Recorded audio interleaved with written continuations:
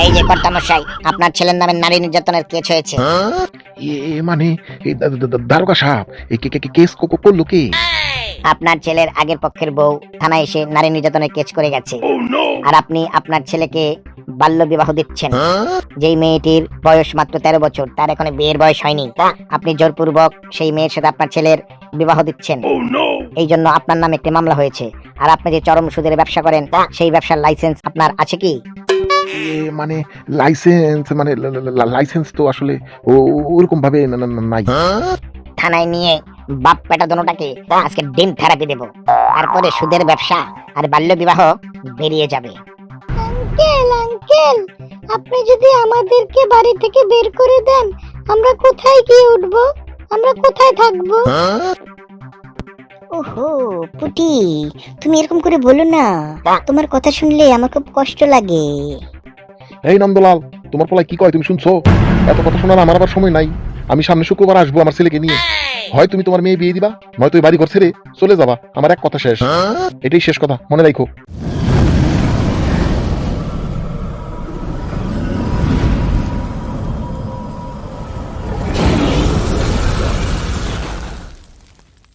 কি নন্দলাল মশাই, তোমার খবর কি? যে কর্তা মশাই, আসি আর কি কোন রকম। আমার টাকার কথা কি তোমার মনে আছে না সব ভুলে গেছো? আগে না কর্তা মশাই, মনে আছে।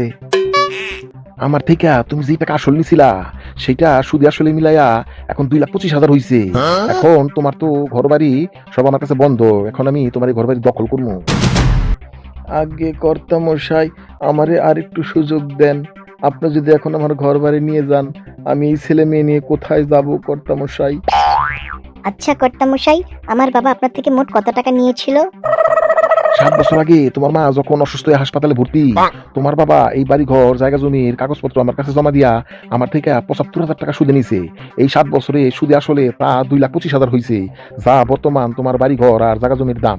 তাই আমি তোমাদের বাড়ি ঘর দখল করতে আসছি, বুঝছো? বাবা, কর্তামশাই এগুলো কি বলছে? তুমি তো আমাকে কিছুই বলনি। কর্তা মশাই ঠিকই বলছে রে বাবা, তোকে আমি কি করে বলবো বল? তোর তো আর এরকম কোনো কামাই রোজগার নাই। যা টুকটাক কামাই করিস তা দিয়ে তো সংসার চলে, পুটির লেখাপড়ার খরচ। এই কারণে আমি তোকে কিছুই বলিনি। ভেবেছিলাম তুই যদি একটা ভালো কাজ কাম করতে পারিস, তাহলে হয়তো কর্তামশাইয়ের টাকাগুলো শোধ করতে পারবো। এই ভেবেই আমি আর তোকে কিছু বলিনি। কর্তামশাই, আপনি আর আমাকে আর একটু সুযোগ দিন, আমি আপনার টাকা পয়সা সব শোধ করে দেব। আরে রাখো মিয়া নন্দলাল তোমার ধাপ্পাবাজি কথাবার্তা। তুমি কোথা থেকে টাকা দিবা? তোমার কোনো ইনকাম আছে? তুমি কিভাবে টাকা দিবা? হ্যাঁ, তোমার আমি সুযোগ দেবো? তোমার কোনো সুযোগ নাই। তুমি এই মুহূর্তে বাড়ি থেকে বেরিয়ে যাও, এই বাড়ি আমার। আঙ্কেল আঙ্কেল, আপনি যদি আমাদেরকে বাড়ি থেকে বের করে দেন, আমরা কোথায় গিয়ে উঠবো? আমরা কোথায় থাকবো? ওহো পুটি, তুমি এরকম করে বলো না। তোমার কথা শুনলে আমার খুব কষ্ট লাগে। ও বাবা, দেখো না, ওদেরকে না বের করে দিয়ে কোনো উপায় বুদ্ধি করা যায় কি না। পুটির জন্য তো আমার পরানটা পুড়ে বাবা। শোনো নন্দলাল, আমার ছেলের খুবই পছন্দ তোমার মেয়ে পুটিকে। তাই একটি শর্তেই আমি তোমার জায়গা জমির কাগজপত্র সব ফিরাই দিতে পারি। সেই শর্ত যদি তুমি রাখো। আপনি বলুন না কর্তা মশাই, আপনার সব শর্ত আমি রাখবো। শোনো তাহলে, তোমার মেয়ে পুটিকে আমার ছেলে বল্টুর সাথে বিয়ে দিয়ে দাও, তাহলে আমি তোমার জায়গা জমির কাগজপত্র সব ফিরিয়ে দেব। কিন্তু কর্তা মশাই, আমার মেয়ে তো এখনো ছোট। আরে মিয়া নন্দলাল, তুমি কি কও? কি এর ছোট? ঠিকই আছে, তার বিয়ের বয়স হয়ে গেছে। তুমি রাজি হয়ে যাও, তাতে তোমার ভালো হবে।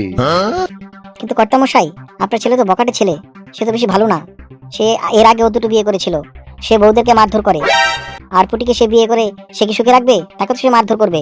তাছাড়া পুটি তো এখনো বাচ্চা, ওর তো এখনো বিয়ের বয়স হয় নাই। ওর তো পড়ালেখা করার সময় এখন। আরে মিয়া, পড়ালেখা পড়ালেখা করে কি বাল ছিড়বো? হ্যাঁ, পড়ালেখা করার দরকার নাই। বিয়া শাদী করে মাইয়া মানুষ ঘর সামলাইবো, ঘরের কাম করবো, বাচ্চা কাচ্চা মানুষ করবো, কি এর আবার পড়ালেখা? আর বল্টুর কথা কইতাছো, ওই ছেলেদের ওই একটু একটু বদ অভ্যাস থাকেই, ওইটা কোনো ব্যাপার না। আমার অঢেল টাকা, সেই টাকা দিয়া আমার পোলার সব বদনাম আমি ঢাইকে দিমু, বুঝছো? কিন্তু কর্তামশাই, এই বিয়ে আমরা কিছুতেই দেবো না।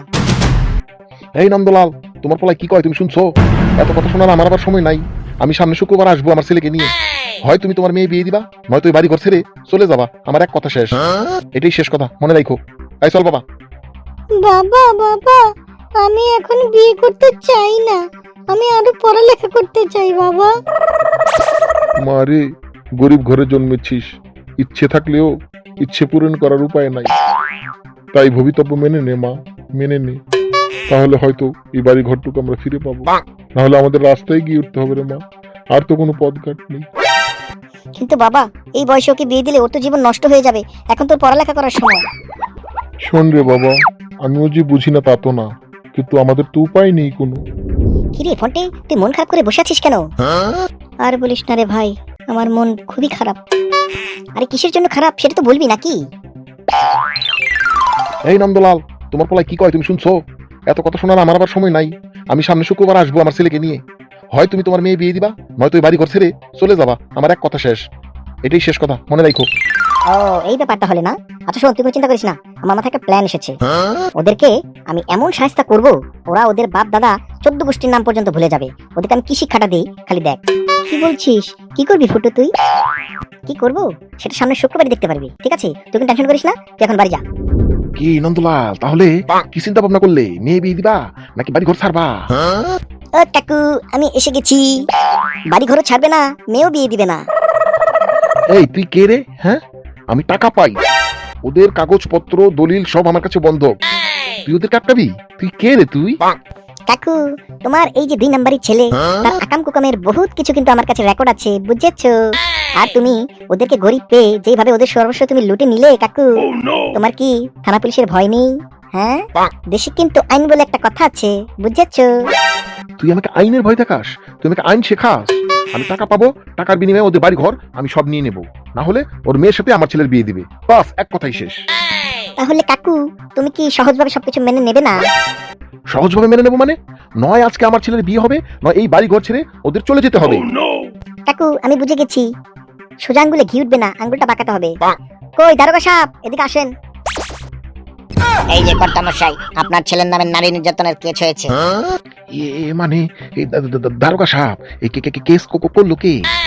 আপনার ছেলের আগের পক্ষের বউ থানায় এসে নারী নির্যাতনের কেস করে গেছে। আর আপনি আপনার ছেলেকে বাল্য বিবাহ দিচ্ছেন। যেই মেয়েটির বয়স মাত্র 13 বছর, তার এখনো বিয়ের বয়স হয়নি। আপনি জোরপূর্বক সেই মেয়ের সাথে আপনার ছেলের বিবাহ দিচ্ছেন। এই জন্য আপনার নামে একটি মামলা হয়েছে। আর আপনি যে চরম সুদের ব্যবসা করেন, সেই ব্যবসার লাইসেন্স আপনার আছে কি? মানে লাইসেন্স তো আসলে ওরকম ভাবে নাই। থানায় নিয়ে বাপ পেটা দোনোটাকে আজকে ডিম থেরাপি দেব, তারপরে সুদের ব্যবসা আর বাল্য বিবাহ বেরিয়ে যাবে।